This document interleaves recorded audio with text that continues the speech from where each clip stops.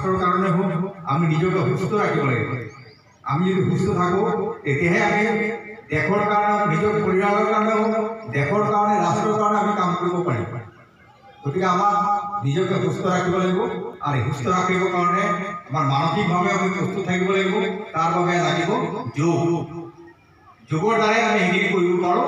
গতিকে এইখিনি কথাই যেতিয়া নৰেন্দ্ৰ মোদী ৰাষ্ট্ৰসংঘত ৰাখিছিল আৰু তেতিয়া তেওঁলোকে অভিমান কাঢ়িছিল যে হয় এইটোৰ দ্বাৰাই আমি নিজক ঠিক ৰাখিব পাৰিম আৰু নিজৰ ৰাষ্ট্ৰৰ কাৰণে আমি নিজক ফুটাব পাৰিম।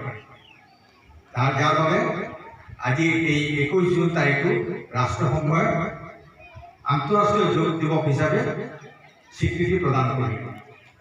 গতিকে মই যোগ অভ্যাসটো কৰিব লাগে।